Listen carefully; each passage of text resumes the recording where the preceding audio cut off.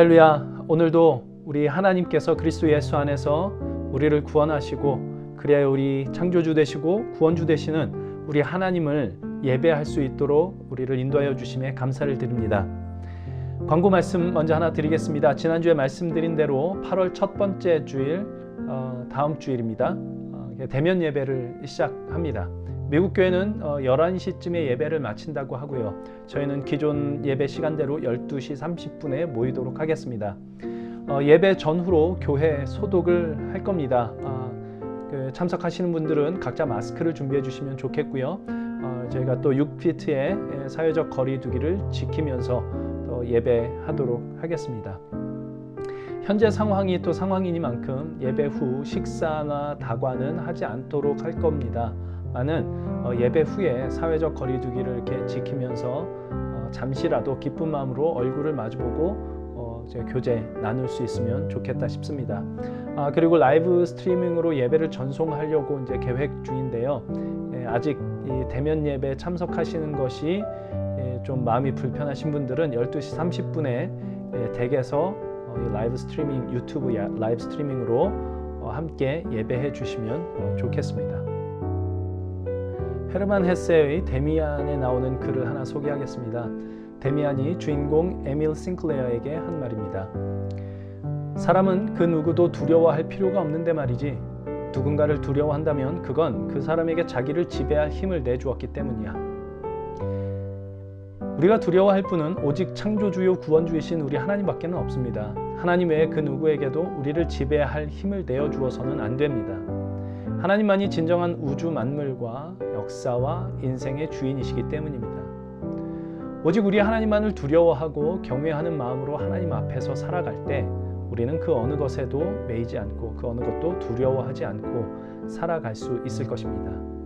우리 이 시간에 기도함으로 예배의 문을 열기 원하는데요. 지금 우리를 두렵게 만들어 우리를 지배하려 하는 모든 일들 앞에서 그것이 코로나 바이러스든 질병이든 가난함이든 그 어떤 어려운 상황이든 나를 힘들게 하는 사람이든 그 어떤 것에도 나를 지배하도록 내어주지 않을 수 있기를 우리 하나님 외에는 그 어떤 것도 두려워하지 않도록 예배 가운데 온 우주와 역사와 인생의 주인 되시는 우리 하나님을 깊이 만날 수 있기를 원합니다 라고 우리 마음의 소원을 우리 하나님 앞에 아뢰며 예배의 문을 열기로 하면 좋겠습니다. 우리 이 시간 눈을 잠시 감고 주님께 기도하며 나아갑니다. 기도하겠습니다.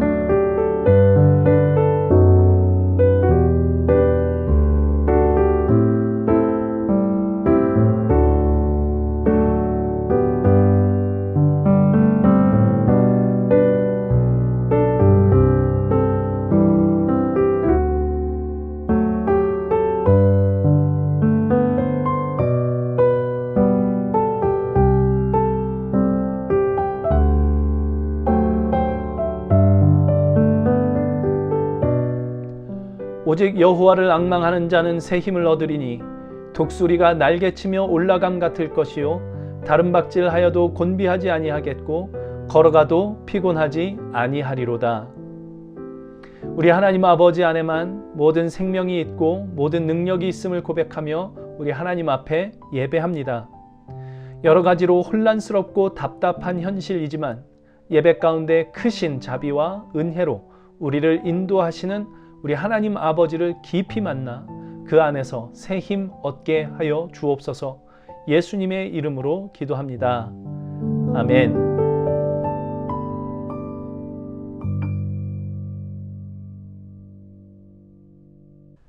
우리 함께 사도신경으로 우리의 신앙을 고백하겠습니다. 나는 전능하신 아버지 하나님, 천지의 창조주를 믿습니다. 나는 그의 유일하신 아들, 우리 주 예수 그리스도를 믿습니다. 그는 성령으로 잉태되어 동정녀 마리아에게서 나시고 본디오 빌라도에게 고난을 받아 십자가에 못 박혀 죽으시고 장사된 지 사흘 만에 죽은 자 가운데서 다시 살아나셨으며 하늘에 오르시어 전능하신 아버지 하나님 우편에 앉아 계시다가 거기로부터 살아있는 자와 죽은 자를 심판하러 오십니다.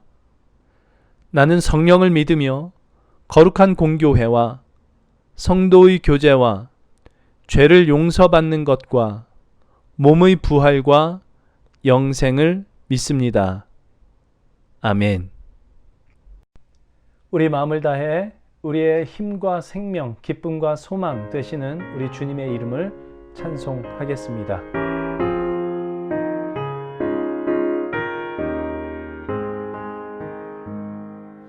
예수는 나의 힘이요 내 생명 되시니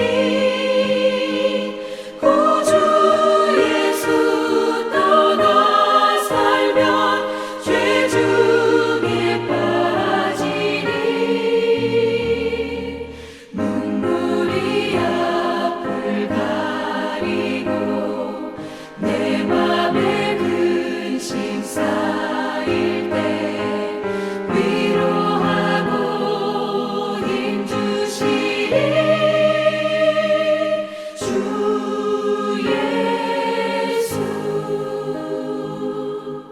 예수는 나의 힘이요 내 친구 되시니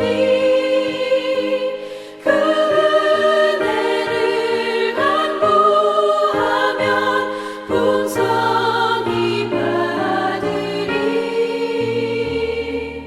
햇빛과 비를 주시니 추수할 곡식 많도다. 귀한 열매 주시느니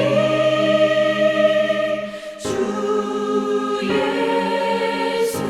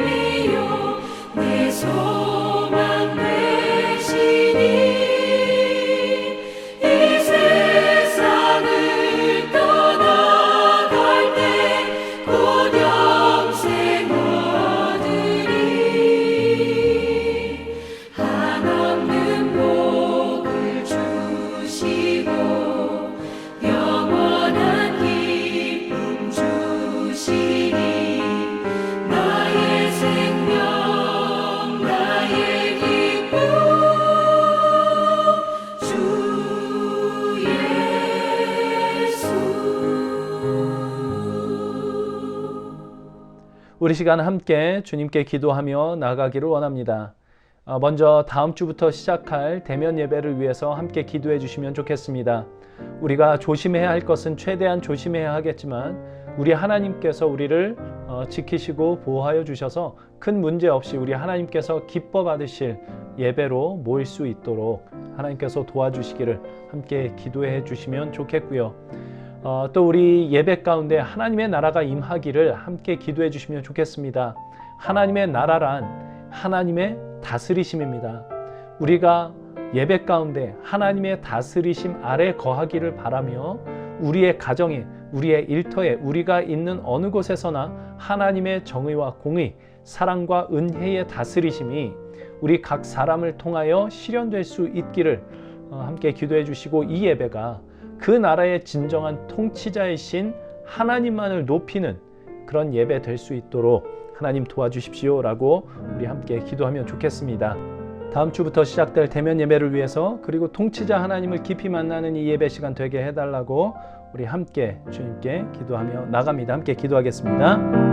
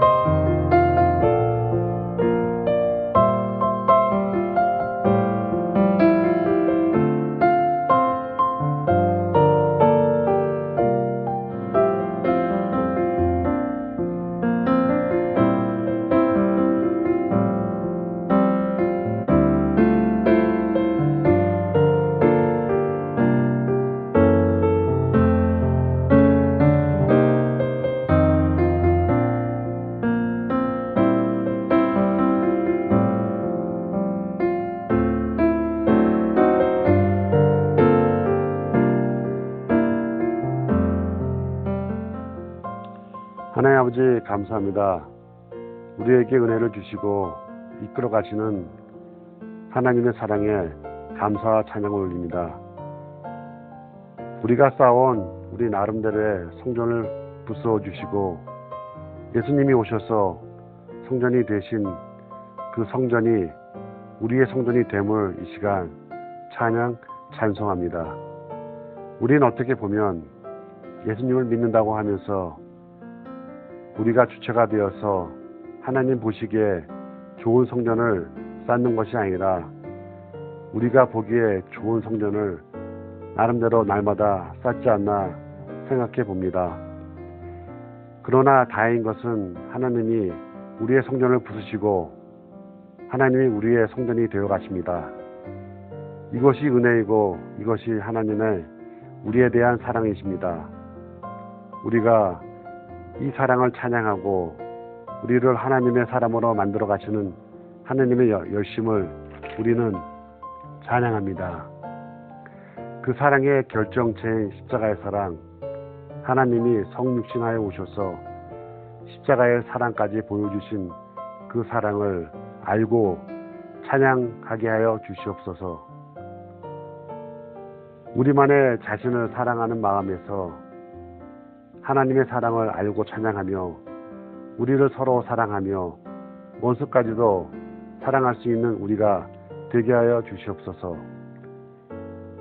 지금의 어지러운 세상에서 하나님의 사랑을 더욱더 의지하며 그 길이 살 길이며 이웃에게도 그 사랑을 알리는 우리가 되게 하여 주시옵소서.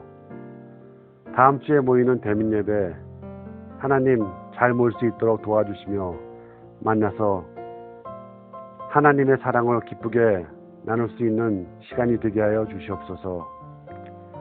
오늘 말씀을 선포하시는 박현수 목사님에게도 성령의 감화 감동하심이 있게 하시며 우리의 영혼도 하나님의 말씀이 선포될 때 성령의 감화 감동으로 찬양의 예배가 될 수 있도록 인도하여 주시옵소서.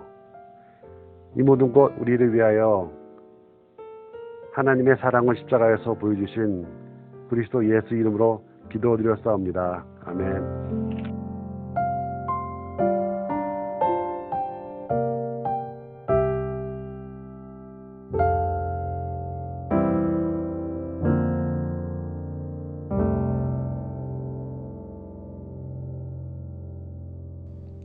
이 시간 우리에게 주시는 하나님의 말씀을 함께 봉독하도록 하겠습니다.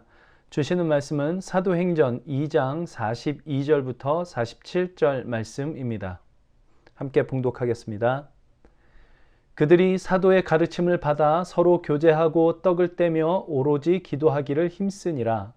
사람마다 두려워하는데 사도들로 말미암아 기사와 표적이 많이 나타나니 믿는 사람이 다 함께 있어 모든 물건을 서로 통용하고 또 재산과 소유를 팔아 각 사람의 필요를 따라 나눠주며 날마다 마음을 같이하여 성전에 모이기를 힘쓰고 집에서 떡을 떼며 기쁨과 순전한 마음으로 음식을 먹고 하나님을 찬미하며 또 온 백성에게 칭송을 받으니 주께서 구원받는 사람을 날마다 더하게 하시니라. 하나님의 말씀입니다. 하나님, 이 시간 주님의 말씀을 함께 나눌 때에 주님의 성령께서 각 사람의 마음에 함께 해주셔서 주님의 말씀을 깨달아 알게 하시고 그 말씀으로 우리의 삶을 이끌어가는 힘으로 삼을 수 있게 주님 도와주옵소서. 예수님의 이름으로 기도합니다. 아멘. 지금 우리는 계속해서 예배에 대해서 생각해 보고 있습니다. 코로나19 사태로 인하여 예배의 형태가 다양화되고 교회에 모이는 것과 모이지 않는 것에 대해서 혼란이 일어나면서 예배가 무엇인지에 대해서 성경이 뭐라고 이야기하고 있는지 살펴보지 않을 수 없게 되었기 때문입니다. 3주 전에 첫 번째로 출애굽기 20장과 신명기 5장 말씀을 통하여 예배의 본질은 하나님의 창조주 되심과 구원주 되심을 인정하고 고백하고 그 하나님을 높이는 것이다 라는 이야기를 나눴고요. 2주 전엔 두 번째로 그 창조주 되시고 구원주 되시는 하나님께로 가는 길과 진리, 생명 되시는 우리 주 예수 그리스도께서 우리의 주님 되심을 지키는 것, 이것이 주일 성수의 본질이라 라는 이야기를 나눴었습니다. 그리고 지난주에는 세 번째로 바로 그런 이유로 예수님을 주님으로 모시고 살아가는 삶과 분리된 예배란 진정한 예배일 수 없다라는 이야기를 나눴었는데, 오늘은 마지막으로 예수를 주로 모시고 살아가는 삶이란 구체적으로 무엇이냐라는 이야기로 이 예배에 대한 이야기를 마무리하려고 합니다. 결론부터 말씀드리자면 예수님을 주님으로 모시고 살아가는 삶이란 공동체적인 삶이라는 것입니다. 공동체적이라는 것은 혼자가 아니다라는 뜻이죠. 예수를 주로 모시고 살아가는 삶이란 혼자서는 될 수가 없습니다. 이것을 예배에 적용시켜 보면 예배는 혼자서는 불가능하다, 이렇게 말씀드릴 수 있을 것 같습니다. 왜냐하면 그것이 바로 그리스도의 복음이 가진 성격이기 때문에 그렇습니다. 이걸 좀 찬찬히 생각해 보려고 하는데요. 창세기에 나오는 하나님의 창조 이야기를 보시면 하나님께서 엿새 동안 천지를 창조하시는데 하루하루 창조하실 때마다 그 창조된 것을 보시고 좋았더라 이렇게 만족감을 표시하십니다. 특히 인간의 창조까지 완료하신 여섯째 날에는 보시기에 심히 좋았더라 라고 말씀을 하셔서 그분이 창조하신 세상에 대한 깊은 만족을 표현하시죠. 근데 그 후에 하나님께서 좋지 않다라고 말씀하시는 장면이 나오는데 뭘 보고 좋지 않다고 말씀하시느냐 하면 창세기 2장 18절에 이렇게 기록이 되어 있습니다. 여호와 하나님이 이르시되 사람이 혼자 사는 것이 좋지 아니하니 내가 그를 위하여 돕는 배필을 지으리라. 그러니까 혼자 사는 것을 보시고 좋지 않다, 이렇게 말씀을 하십니다. 하나님께서 창조하신 모든 것이 보시기에 참 좋았는데 사람이 혼자 사는 것을 보시고는 좋지 않다라고 말씀하셨던 겁니다. 이게 사람이죠. 사람은 본래 혼자 사는 것이 좋지 않은 존재입니다. 때로는 부부가 함께 살다가도 무슨 문제가 있으면 차라리 혼자가 낫겠다라고 생각하기도 하곤 하는데 그건 사탄의 속임수입니다. 인간이란 본래 혼자서 사는 것이 좋지 않은 존재로 만들어졌습니다. 그러니까 함께 더불어 사는 세상, 그것이 하나님께서 의도하신 인간의 세상이고, 그래서 가만 생각해 보면 우리는 어떤 방식으로든 누군가에게 빚을 지고 살고 있고 또 누군가는 나의 영향을 받고 그렇게 살고 있는 것이 이 세상입니다. 그래서 하나님께서 혼자 있는 아담을 보시고 그게 좋지 않다 해서 돕는 배필을 만드시기로 하시는데, 근데 하나님께서 그렇게 18절에서 내가 그를 위하여 돕는 배필을 지으리라 말씀하시고는 곧바로 이 돕는 배필, 이게 나중에 여자라고 이름이 지어지는데 그 여자를 곧바로 만드신 게 아니라 18절에서 그 말씀을 하시고 19절과 20절 상반절에 동물들을 만드셔서 아담 앞으로 데려오는 이야기가 먼저 나옵니다. 왜 하나님은 돕는 배필을 지으시겠다 그렇게 말씀을 하시고는 곧바로 그 여자를 만들지 않으시고 동물들을 아담 앞으로 데려놓으신 것일까? 아마 하나님께서 아담에게 만들어 주시려고 하는 것이 얼마나 굉장한 것인가 라는 것을 극적으로 보여주시려고 그랬던 것 같습니다. 아담이 그 동물들의 이름을 지어주거든요. 이름을 지어준다라는 것은 그 동물들을 친밀하게 알아간다라는 것입니다. 동물 하나하나가 어떤 속성을 가졌는지 알아가며 그 동물에 걸맞는 이름들을 붙여주는 겁니다. 그런데 아담이 그렇게 동물들과 친밀한 관계를 맺고 그 이름들을 불러주지만 그 동물들이 아담의 홀로 있음이라고 하는 이 문제를 해결해 주지는 못했습니다. 동물이 인간의 짝이 될 수 없고 파트너가 될 수 없었기 때문에 그렇습니다. 그리고 나서 이제 아담을 하나님께서 깊은 잠에 빠지게 하시고 갈빗대를 취하여 살을 입히셔서 여자를 만드십니다. 아담이 깨어나서 이 여자를 보고 아마 적잖이 놀랐을 것 같습니다. 수많은 다른 피조물들이 그의 눈앞을 지나갔지만 자기를 닮은, 자기와 짝할 만한 그런 존재는 볼 수가 없었는데 지금 그 존재가 눈앞에 딱 서 있는 겁니다. 그래서 그를 보고 이렇게 얘기를 합니다. 이는 내 뼈 중에 뼈요 내 살 중에 살이라. 정말 아름다운 사랑의 고백이죠. 어느 목사님은 이 유명한 드라마 대사가 있습니다. 내 안에 너 있다. 그죠? 이 대사가 이 아담의 이 고백, 이는 내 뼈 중에 뼈요 내 살 중에 살이라라고 하는 이 아담의 고백의 현대적 버전이 바로 그 드라마 대사다. 뭐 이렇게 말씀을 하셨는데 정말 그렇습니다. 당신은 내 뼈 중에 뼈요 내 살 중에 살이라. 당신은 나의 일부라. 당신은 또 다른 나다. 이런 아름다운 사랑의 고백입니다. 그리고 아담이 계속해서 이렇게 얘기를 합니다. 남자에게서 취하였은즉 여자라 부르리라. 그러니까 이쉬에게서 나왔으니 이샤라 부르리라 이렇게 되는 겁니다. 남자가 히브리어로 이쉬, 여자가 히브리어로 이샤입니다. 그러니까 다른 동물들에게는 이 이쉬라고 하는 이 존재가 함께할 동반자가 없었습니다. 근데 드디어 자신의 존재와 더불어 함께 살아갈 동반자를 찾자 자기 이름을 그에게도 이렇게 딱 붙여서 주는 겁니다. 자기 이름과 짝할 그 이름을 붙여주는 거죠. 나는 이쉬, 당신은 이샤 이렇게 되는 겁니다. 이쉬와 이샤 이 둘은 서로 짝이 돼서 하나님이 보시기에 좋지 않았던 그 홀로 있음의 문제를 해결하게 됩니다. 그러니까 이게 최초의 인간 관계였습니다. 너는 또 다른 나다. 내가 너고 네가 나다. 너를 사랑하는 것이 곧 나를 사랑하는 것이고 나를 사랑하는 것이 곧 너를 사랑하는 것이다. 너와 나의 구분이 없는 그 온전한 관계, 이것이 최초의 인간 관계였던 것입니다. 근데 비극이 찾아오죠. 이 관계가 그만 깨져버리고 마는 겁니다. 우리 잘 아는 것처럼 인간이 뱀의 꼬임에 넘어가서 하나님께서 금하신 선악과 열매를 먹는 일이 벌어졌던 거죠. 그로 인해서 제일 먼저 나타난 현상이 뭐냐 하면 부끄러움을 느낍니다. 그러니까 벌거벗은 줄을 알고 부끄러워서 무화과 나뭇잎으로 몸을 가렸다라고 나오는데, 그러니까 말하자면 관계의 균열이 시작된 거죠. 범죄하기 전에는 내가 네고 네가 나다. 그러면 뭐 벌거벗은 게 부끄러움이 있을 수가 없죠. 이 벌거벗은 게 부끄러운 거는 다른 사람이 나를 보니까 부끄러운 겁니다. 다른 타인이 나를 보니까. 그러니까 하나님 앞에 범죄한 후에 너와 내가 분리되었고 그러자 벌거벗음에 대한 부끄러움, 수치심이 찾아오는 겁니다. 또 이제 하나님께서 어찌하여 네가 선악과 열매를 먹었느냐라고 하나님께서 물으시는 그 하나님의 말씀에 아담이 이렇게 답을 하죠. 아담이 이르되 하나님이 주셔서 나와 함께 있게 하신 그 여자 그가 그 나무 열매를 내게 주므로 내가 먹었나이다. 그러니까 이 여자 때문입니다. 이겁니다. 한마디로. 근데 이건 뭐 단순하게 이 여자 때문입니다로 끝나는 게 아니라 한 걸음 더 나아가서 하나님에게까지 이 비난을 하는 거죠. 하나님이 이 여자를 만들어 주셔서 이 여자 때문에 내가 그렇게 한 겁니다. 그러니까 처음에 여자를 보고 내 뼈 중에 뼈, 내 살 중에 살이라고 부르고 내가 드디어 또 다른 나를 찾았다 그렇게 고백하고 그랬던 아담이, 그러니까 성경에는 나오지 않지만 아마 그때 아담이 하나님께도 무척 감사했을 겁니다. 그랬던 아담이 이제는 모든 잘못의 책임을 여자에게, 그리고 그 여자를 주신 하나님께 돌리고 있죠.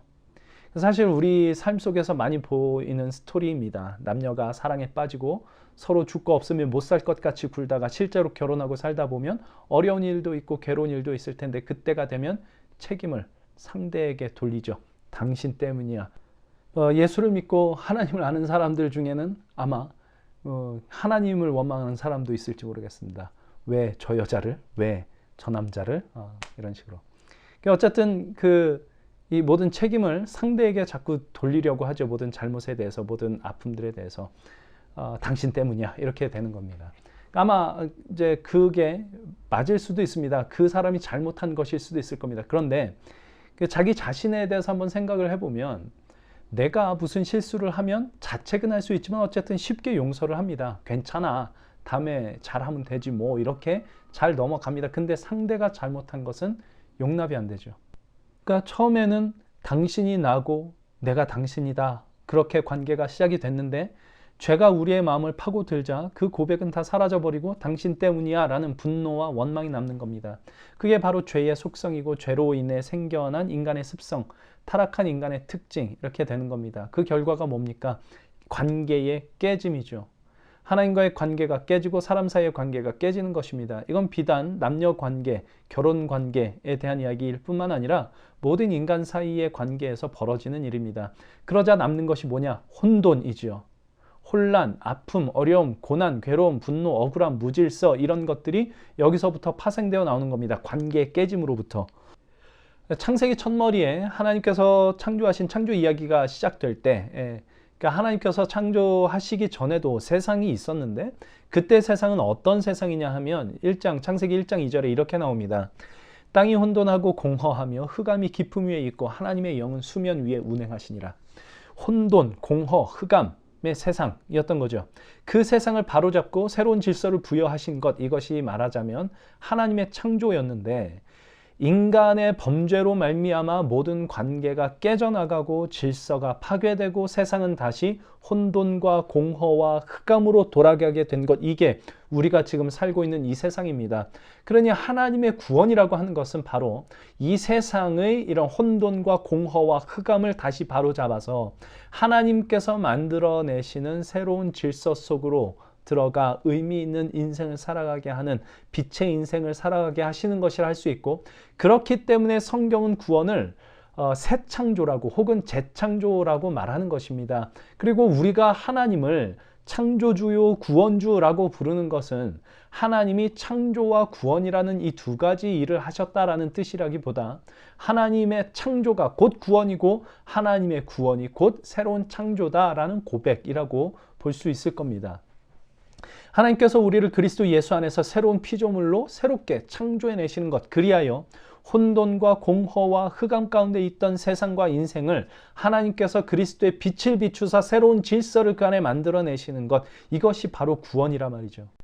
그 새로운 질서는 어디서 생겨나느냐? 바로 창조주요 구원주 되시는 하나님을 마음에 모시고, 그리하여 아담과 하와가 최초에 맺었던 인간관계처럼 내가 너고 너가 나다라는 이 사람의 관계가 회복되는 데서 그 새로운 질서가 생겨날 수 있는 겁니다. 그래서 구원받은 하나님의 백성에게 요구되는 가장 중요한 계명 뭐냐? 이 율법사가 물었을 때 예수께서 이렇게 답을 하시죠. 하나님을 온 힘을 다하여 사랑하라, 그리고 내 이웃을 내 몸과 같이 사랑하라, 이렇게 말씀하시죠. 그래서 이 하나님의 구원의 핵심은 결국 뭐냐면 관계 회복입니다. 하나님과의 관계 회복, 그리고 사람 사이의 관계 회복. 우리는 하나님과의 관계가 깨져 있었습니다. 하나님께 불순종하는 우리의 죄가 우리 사이를 가로막고 있었고, 그 관계를 회복할 길이 전혀 없이 혼돈과 공허와 흑암을 살아갈 수밖에 없었는데, 바로 그 죄, 하나님과 우리 사이를 가로막고 있던 그 죄를 그리스도 예수께서 짊어지시고 십자가에 오르사 우리의 죄의 문제를 해결하신 것, 이것이 구원이죠. 이건 단순하게 너의 모든 죄를 내가 사한다, 그러니까 너 이제 벌 안 받아도 된다 라는 이런 얘기가 아니고, 우리는 그런 얘기면 좋겠다라고 생각을 하지만 그런 얘기가 아니고, 죄의 문제를 해결하시는 근본적인 이유가 뭐냐 하면 하나님께서 하나님과 우리 사이의 관계를 회복하시는 겁니다. 이전에는 죄가 우리와 하나님 사이를 가로막고 있어서 하나님 없이 살아가며 그 혼돈과 공허와 흑암을 살아갈 수밖에 없었던 우리를 이제는 하나님을 바라볼 수 있고 하나님의 새로운 창조 질서 속으로 들어갈 수 있고 하나님을 의지할 수 있게 만드시기 위하여 하나님과 우리 사이를 가로막고 있던 죄의 문제를 해결하신 것, 이것이 그리스도 예수 안에서의 죄 사함이지 이제 너 죄 없다, 벌 안 받아도 된다, 이런 얘기를 하는 게 아니라 말입니다. 그래서 죄 사함이라고 하는 것은 하나님과의 관계 회복을 위한 것이고 그것이 바로 구원입니다. 그래서 그리스도 예수 안에서 구원을 얻었다라고 고백하는 하나님의 백성은 반드시 회복된 하나님과의 관계 속을 살아가는 자들일 수밖에 없고, 이 관계 회복이라고 하는 것은 하나님께서 마땅히 계셔야 할 자리에 계시고 사람이 마땅히 있어야 할 자리에 있는 것, 그런 관계 속에서 살아갈 때 우리는 그것을 구원 얻은 자의 삶이라고 할 수 있습니다. 그리고 이 하나님과의 관계 회복이라고 하는 이 구원은 필연적으로 다른 모든 어그러진 관계를 회복합니다.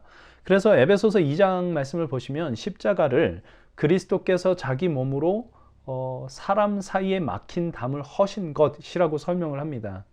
에베소서 2장 13절 14절 이렇게 되어 있습니다. 이제는 전에 멀리 있던 너희가 그리스도 예수 안에서 그리스도의 피로 가까워졌느니라.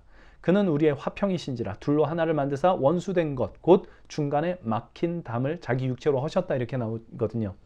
여기에 너희가 그리스도의 피로 가까워졌다라고 얘기할 때 너희라고 하는 것은 유대인과 이방인입니다. 당시 유대인은 우리 잘 아는 것처럼 이방인을 개보다도 못한 존재로 취급했고, 그러니 이방인은 이방인 나름대로 또 유대인에 대한 반감을 갖고 있었을 거고요. 그러니 결코 화해될 수 없었던 요 사이가 이 유대인과 이방인의 사이인데, 이 둘 사이에 막힌 담을 그리스도의 십자가로 허물어 둘 사이의 관계를 회복하여 하나로 만드셨다라고 얘기를 합니다. 그러니까 그리스도의 십자가는 하나님과 우리 사이를 막고 있던 죄의 문제를 해결하여 우리를 하나님과 화목하게 하셨습니다. 근데 이것으로 끝이 아니라 사람들이 서로 자기의 욕망과 욕심으로 담을 쌓았던 그 담을 그리스도 예수께서 자기의 몸을 찢으심으로 그 담을 헐어 사람과 사람 사이의 관계도 회복하신 것, 이게 그리스도의 십자가란 말이죠.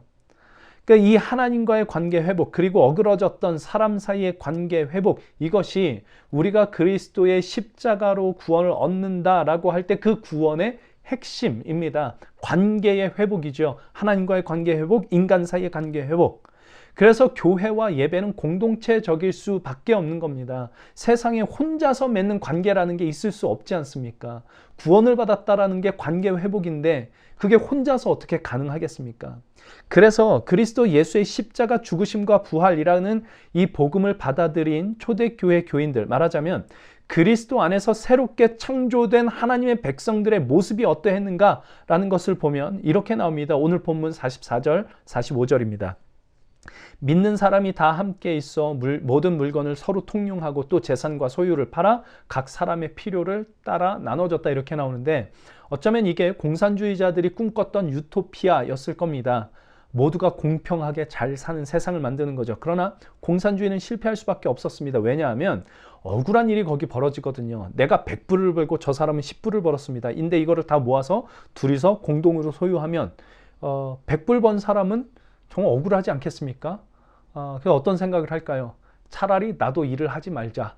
이렇게 되겠죠. 공산주의가 망할 수밖에 없는 이유입니다. 그러나 이게 성공할 수 있는 길이, 유일한 길이 하나가 있는데 그것은 사람들이 하나님의 새로운 창조 질서 속으로 들어가는 것입니다. 그래서 사람과 사람 사이의 관계가 내가 곧 너고 네가 곧 나다, 이렇게 이루어지는 세상이 되면 그게 가능해집니다. 그게 바로 초대교회였던 거죠. 재산과 소유를 다 팔아 각 사람의 필요를 따라 나눠줬다. 이게 그 얘기입니다. 이건 이렇게 보면서 야, 정말 아름다운 일이다, 우리도 한번 해보면 좋겠다 해서 되는 일이 아니고 그 앞에 있었던 일들이 먼저 일어나야 됩니다. 그 뭐죠? 그리스도 예수의 십자가 죽으심과 부활의 복음 이야기를 이 사람들이 듣고 자기 죄를 회개하고 자복하고 주님께로 돌이키고 주님의 이름으로 세례를 받고 그리스도 안에서 새로운 피조물이 되어 이제는 그리스도와 한 몸이 되어 살겠다라는 마음의 다짐과 신앙의 고백들이 그들의 삶의 근간을 이루게 될 때, 그때 가능해지는 일이란 말이죠. 그리스도 예수를 삶의 주님으로 모시고 살기 시작하자 내가 100불 벌어서 10불 번 사람의 필요를 채워주는 것이 억울한 게 아니라 기쁨이 되는 것입니다. 그리스도 예수께서 당신의 생명을 나에게 채워주심과 같은 그런 삶을 나도 드디어 살아갈 수 있게 되었다라는 그 사실에 대하여 감사하고 내가 작게나마 누군가의 삶의 토대가 되어줄 수 있다는 사실에 대하여 기쁨이 생겨나는 겁니다. 이것이 복음 위에 터가 세워지고 하나님과의 관계가 회복되며 그리하여 사람과의 관계가 회복된 이 초대교회의 모습이었던 거죠. 현 시대에 현실적으로 저 초대교회처럼 다 모여서 네 것 내 것 없이 산다는 거 이건 아마 불가능한 일일 겁니다. 그러나 하나님께서 이루시는 구원이란 결국 그 정신을 갖고 살아가는 것으로 인도함을 받는 것입니다. 그건 내 것을 희생해야 된다 이런 얘기가 아닙니다. 그리스도께서 주신 것을 함께 나누는 겁니다. 그리스도께서 나에게 당신 자체를 주셨듯이 나도 나를 주고 내 안에 그리스도를 누군가에게 주는 겁니다. 하나님과의 관계가 회복되고 네가 나고 내가 너다. 네가 잘 되는 것이 내가 잘 되는 것이다. 네가 힘든 것 내가 채워주는 것이 나의 힘듦을 채우는 것이다 라고 가는 것입니다. 그것이 초대교회의 성도들, 그리스도의 십자가와 부활의 복음을 들은 자들이 살았던 삶의 방식이었고 이게 그대로 예배로 이어집니다. 본문 46절에 이렇게 나옵니다. 날마다 마음을 같이하여 성전에 모이기를 힘쓰고 집에서 떡을 떼며 기쁨과 순전한 마음으로 음식을 먹고 하나님을 찬미했다 이렇게 나오는데 이게 분명히 예배의 모습이죠. 성전에 모이기를 힘씁니다. 함께 떡을 뗍니다. 성찬을 하는 거죠. 그리고 하나님을 찬미합니다. 분명한 예배의 모습입니다. 그런데 여기에 하나 주목할 것은 기쁨과 순전한 마음으로 음식을 먹는 것이 포함이 됩니다. 당시에는 이것이 예배의 일부였습니다. 그러니까 지금 여기서 주목하고 싶은 건 뭐냐면 예배란 일주일에 한 번 모여서 찬송하고 기도하고 설교 듣는 어떤 행사가 아니라 예배라는 것은 공동체적인 삶이다 라고 이야기를 하고 있는 겁니다. 그러니까 앞에서 서로 물건을 통용하고 재산과 땅을 팔아 필요한 대로 나눠주는 것이 그대로 이어져 기쁨으로 함께 모여 음식을 먹는 것까지 이어지는 것, 그게 예배입니다.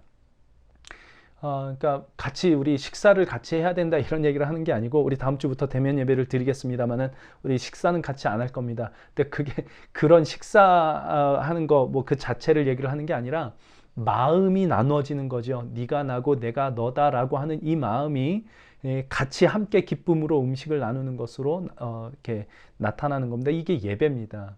이게 왜 예배냐? 이것이야말로 하나님의 창조주 되심과 구원주 되심을 삶으로 고백하는 것이기 때문입니다. 그리스도 예수의 주님 되심을 함께 더불어 살아가는 공동체 속에서 구체적으로 표현해내는 것, 그게 예배입니다. 그래서 예배는 공동체적일 수밖에 없습니다. 그러니까 인터넷이 이렇게 발달하면서 온라인 예배가 이전부터도 조금씩 이렇게 진행되고 있었는데 이번에 코로나19 사태로 인해서 이 온라인 예배가 확 활성화가 되고 많은 사람들이 온라인 예배에 정당성을 부여하기 시작을 했습니다. 그러니까 이게 다 잘못됐다는 게 아니라 그런 일들이 벌어지자 어떤 사람들이 생겨나냐면 내가 하나님과의 관계만 바르게 하면 된다라고 생각을 하고 집에서 혼자 예배드리고 어떤 관계도 맺을 생각을 하지 않는 사람들도 많이 생겨났는데 제가 생각할 땐 그건 예배가 아닙니다. 정말 중요한 것, 복음의 뼈대 위에 살을 입히는 것, 이것을 하지 않기 때문입니다.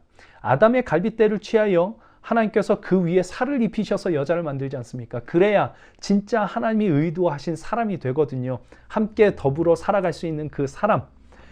그리스도의 십자가 죽으심과 부활이라고 하는 복음의 뼈대는 우리가 갖고 있는데 그걸 믿는다고 고백을 하는데 그 위에 살을 입히지 않으면 그 믿음의 고백이 우리의 삶에 드러나지 않으면 그것은 진정한 신앙도 아니고 진정한 예배도 될 수가 없습니다. 복음의 뼈대 위에 구체적으로 살을 입히는 것, 그게 예배지요. 그건 창조주 되시며 구원주 되시는 하나님을 찬미하고 예수 그리스도의 주님 되심을 고백하는 것이 당연히 포함되지만 그건 뼈대를 든든히 세워가는 일이고 그거 매우 중요한 일입니다. 근데 그 위에 살을 덧입히는 것, 이게 바로 예배인 겁니다. 공동체 속으로 들어가 사람들과 부대끼며 예수 그리스도의 사랑을 함께 나누는 것입니다. 집에서 혼자 예배드리는 게 좋지요. 보기 싫은 사람 안 봐도 되니까. 그건 예배가 될 수가 없는 겁니다. 그래서 예배는 예배할수록 뭐가 만들어지느냐? 에베소서 2장에서 유대인과 이방인이라고 하는 당시로서는 결코 화해될 수 없었던 두 민족이 그리스도 예수 안에서는 서로 화목해지는 것이 가능하고 그 관계가 회복되었던 것처럼 지금 나와 생각이 다르고 의견이 달라서 불편하고 갈등이 있는 사람이라 할지라도 그 모든 것들이 그리스도 예수 안에서는 전부 용납될 수 있음을 믿고 실제로 용납하기로 하여 그 관계가 회복되고 화목하게 되는 것, 이게 예배를 드리면 드릴수록 이게 우리 안에서 일어나야 되는 일입니다. 공동체 속으로 들어오지 않고는 결코 배울 수 없는 것이죠. 그러니까 제독교회를 반드시 출석해야 된다, 그런 의미는 아닙니다. 그리스도의 십자가로 세우신 교회의 본질과 정신을 잃고서는 그 어떤 예배 행위도 진정한 예배일 수는 없다, 그런 얘기죠. 공동체 속으로 들어와 그리스도께서 자기 몸을 찢어 화목하게 하시고 하나 되게 하신 그것을 힘써 지키는 것, 그것이 교회고 예수님을 주로 모시고 살아가는 삶이며 우리의 예배가 되는 겁니다. 이 오늘 본문 말씀 이렇게 보면서 초대교회의 모습을 이렇게 보면서 우리가 한 가지 더 생각해야 될 것은, 그렇게 복음의 공동체로 모인 초대교회라고 해서 마냥 좋기만 하지는 않았을 것이다 라는 겁니다. 사도행전 좀 더 뒤로 가면 6장 같은 데 보면 구제하는 문제로 인해서 교회 안에서 헬라파 유대인과 히브리파 유대인 사이에 갈등도 생겨나고 심지어는 후에 바울과 바나바도 다투는 일도 있습니다. 그러니까 사람이 모이는데 문제가 없을 수 없죠. 초대교회도 마찬가지였을 거고요. 그런데 그 모든 문제들이 있었음에도 불구하고 그들이 모여야 했던 이유는 뭐냐? 바로 그리스도의 복음이 만들어내는 것이 바로 그 관계의 회복이고, 그래서 그 복음이 지향하는 것이 그런 공동체적인 삶이었기 때문입니다. 언제나 당신 때문이야 라고 말하고 그렇게 손가락질하며 그리하여 언제나 혼돈과 공허와 흑암 속을 살던 그 사람들이 복음의 공동체 속으로 들어왔음에도 불구하고, 복음을 받아들이고 그 공동체 속으로 들어왔음에도 불구하고 여전히 옛 습성이 남아있어서 때로는 갈등도 있고 때로는 다툼도 있었겠지만, 그때마다 모든 것을 조화롭게 창조하신 하나님의 창조를 기억하고 우리가 그 질서와 조화를 깨뜨려 버렸음에도 불구하고 우리를 다시 찾아오사 그리스도 예수 안에서 우리를 새롭게 창조하시며 그리하여 우리로 하나님과의 관계를 회복하시고 사람과 사람 사이의 관계를 회복하시기 위하여 그리스도께서 당신의 몸을 찢으시고 피를 흘리신 그리스도의 십자가를 다시 되새기고 나로서는 안 될 일이지만 내 안에 계시는 그리스도 예수로 인하여 이 공동체 속에 용서와 사랑과 나눔과 돌봄과 서로 용납함을 내 삶 속에 드러내는 것, 그것 그리스도 예수의 십자가 복음이라는 그 든든한 뼈대 위에 살을 하나하나 입혀가는 것, 그것이 우리의 예배가 되는 것입니다. 우리가 얼마나 많이 그리스도의 십자가를 말을 하면서도 실제로 그 십자가가 우리를 끌고 가는 대로는 가지 않고 있습니까? 살을 입혀야 됩니다. 그 십자가라는 복음의 뼈대 위에 우리의 살을 입혀야 됩니다. 어떤 목사님의 고백입니다.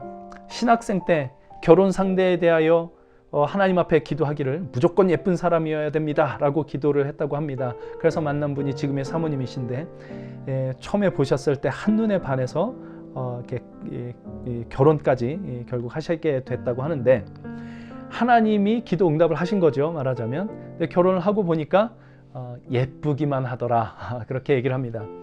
그러니까 성격도 잘 안 맞고 본인이 헌신하고 싶은 사역과 사모님이 생각하는 어떤 일들이 좀 달라서 의견 충돌도 많고 다투기도 많이 하고 그렇게 한 30년 이상을 살아왔는데, 그 30년의 세월을 돌아보니 사모님과의 관계에 있어서 너무 힘들었던 그 시간들이 정말 나에게 또 사모에게 필요한 시간이었구나 하는 것을 깨달으셨다고 합니다. 그 시련의 시간 속에서 목사님도 사모님도 많이 하나님의 손길에 다뤄져서 인내할 줄 알고 품을 줄 아는 사람으로 하나님께서 만들어 오셨다는 겁니다. 그 의견 충돌이 있고 다투고 그럴 때는 아마 이 생각했을 겁니다. 야, 차라리 혼자 사는 게 낫겠다. 그러나 앞서 말씀드린 것처럼 그건 사탄의 속임수입니다. 인간은 혼자 있는 것, 이게 결코 좋지 않은 존재로 하나님께서 지으셨습니다. 교회가 꼭 그렇습니다. 이런 사람들하고는 신앙생활 같이 못하겠다 싶은 사람들도 있을 수 있습니다. 그거 사탄의 속임수입니다. 하나님은 바로 그런 사람들과 함께 더불어 살아가며 신앙생활을 하도록 부르셨습니다. 그리스도 예수 안에서 하나로 묶으셨고 그 하나됨을 힘써 지켜나가라고 말씀을 하십니다. 그것을 힘써 지킬 수 있는 방법 뭡니까? 단 하나입니다. 그리스도의 십자가 복음의 뼈대를 든든히 세우는 것이죠. 우리의 어그러졌던 하나님과의 관계를 회복하시기 위하여, 그리고 어그러졌던 사람들과의 관계를 회복하시기 위하여 십자가에서 당신의 몸을 찢으시고 물과 피를 다 쏟으신 그리스도의 십자가라는 그 복음의 뼈대를 든든히 세우는 겁니다. 그리고 하나님께서 허락하신 사람들과 함께 부대껴 살며 용서와 사랑과 나눔과 인내를 배워, 우리 혼자 있어서는 결코 배울 수 없는 그 모든 것들을 배워 복음의 뼈대에 살을 입히는 것, 그것이 예배라는 거죠.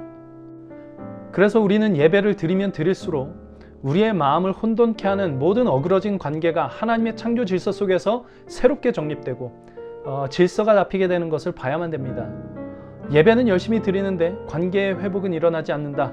미운 사람은 여전히 밉고 싫은 사람은 여전히 싫고 보기 싫은 사람은 끝까지 보기 싫다. 그렇다면 그 예배는 진짜일까? 우리는 다시 생각해 봐야만 됩니다. 오래 걸릴 겁니다. 부부 사이에도 30년 이상이 걸려서 배웠습니다. 다른 모든 어그러진 관계가 회복되고 화목되는 데는 또 얼마나 많은 시간이 걸리겠습니까? 그러나 우리가 그리스도의 십자가를 든든히 붙들기로 하는 한, 창조주 하나님을 높이며 그리스도 예수를 주님으로 모시고 살아가는 예배로 그 뼈대에 살을 붙이며 살아가기로 하는 한, 그 관계는 언젠가는 반드시 회복될 것이고, 그때에는 혼돈과 공허와 흑암이 사라지고 하나님께서 새롭게 만드시는 아름다운 새로운 질서가 우리의 삶을 채우게 될 것입니다. 그렇게 저와 여러분이 있습니다. 우리 다음 주부터 대면 예배를 드리기로 했습니다만 몸이 모이는 것 그 자체가 중요한 것은 아닐 겁니다. 우리 마음이 서로를 향하고 관심과 사랑을 함께 나눌 때 대면 예배든 온라인 예배든 우리는 하나님 앞에 진정한 예배로 나아갈 수 있을 겁니다. 그리고 그 속에서 하나님께서 만들어내시는 새로운 질서가 우리 마음 가운데 가져다주는 평안을 누리게 될 것입니다. 우리를 하나 되게 하신 그리스도 예수의 십자가 복음 안에서 서로를 향한 관심과 사랑과 나눔과 돌봄이 우리 안에서 실현되게 하는 우리 갈보리 공동체가 되면 좋겠습니다. 그것이 우리의 살아있는 예배가 됩니다. 우리가 그렇게 할 때 이런 일이 일어날 겁니다. 결론입니다. 본문 47절, 하나님을 찬미하며 또 온 백성에게 칭송을 받으니 주께서 구원받는 사람을 날마다 더하게 하시니라. 창조주 되시며 구원주 되시는 우리 하나님을 향한 진실된 우리의 예배가 우리의 모든 어그러진 관계를 회복하고, 그리하여 우리를 만나는 자마다 하나님의 은혜를 맛보게 되는 아름다운 교회, 아름다운 공동체 우리가 될 수 있기를 주님의 이름으로 간절히 소망합니다. 우리 이 시간에는 함께 말씀을 기억하면서 기도하기를 원합니다.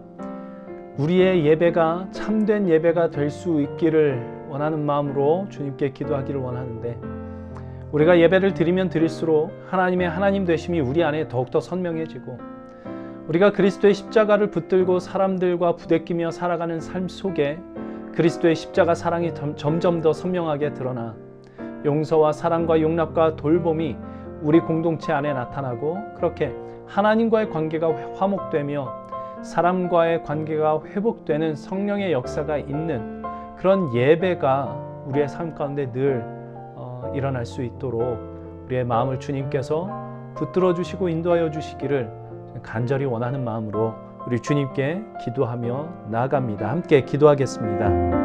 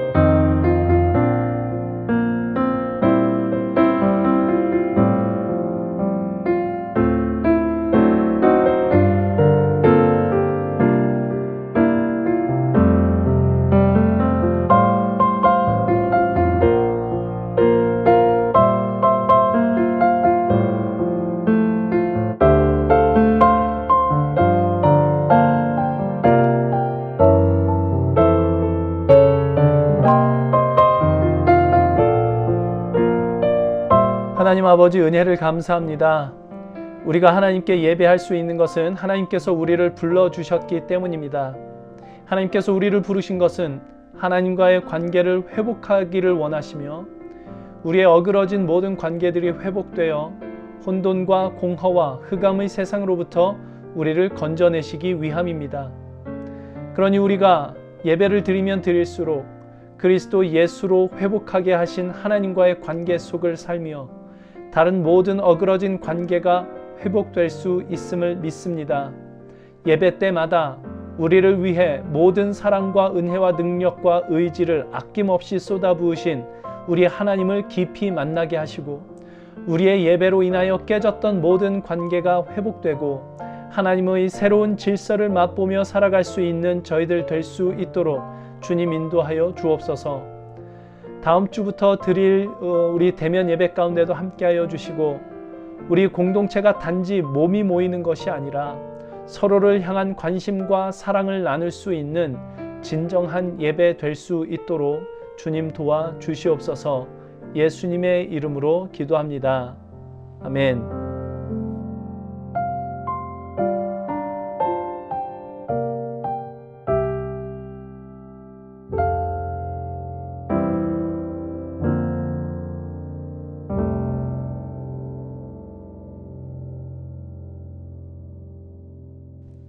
우리 함께 찬송하시고 축도로 예배를 마치도록 하겠습니다.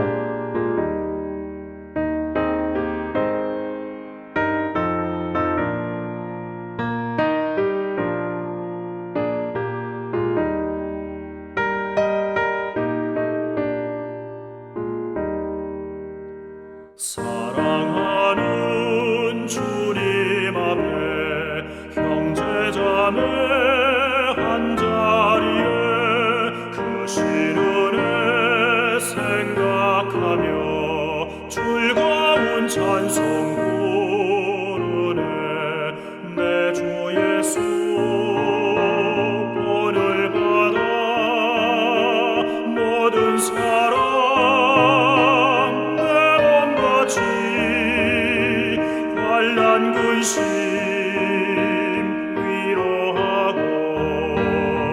진심으로 사랑하세.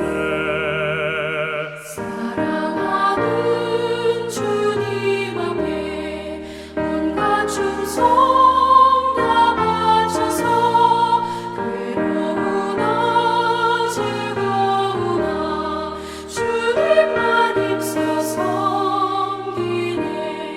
우리 주님 거룩한 손 제자들의 벌을 씻어 남 섬기는 종의 도를 목소에게 보이셨네.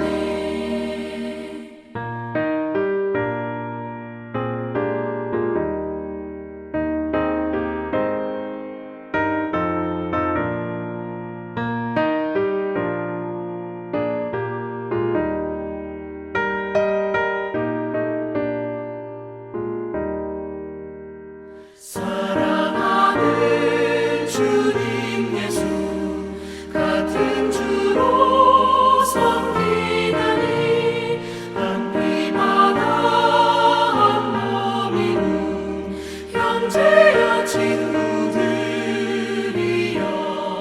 한 몸같이 친밀하고 마음으로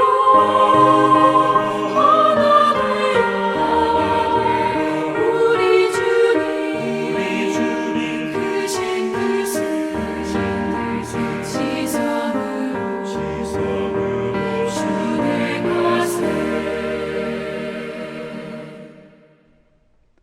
이제는 우리 주 예수 그리스도의 은혜와 하나님 아버지의 무한하신 사랑하심과 성령님의 깨닫게 하시는 역사하심이 예배 가운데 회복된 하나님과의 관계를 맛보며 또 예배 가운데 모든 어그러진 관계를 회복하실 그 은혜를 기대하며 주님 앞에 우리의 삶을 드리기로 결단하고 다짐하는 주의 모든 사랑하는 백성들의 심령 가운데에 그 모든 삶의 걸음 위에 이제로부터 영원토록 함께 하시기를 간절히 축원하옵나이다. 아멘.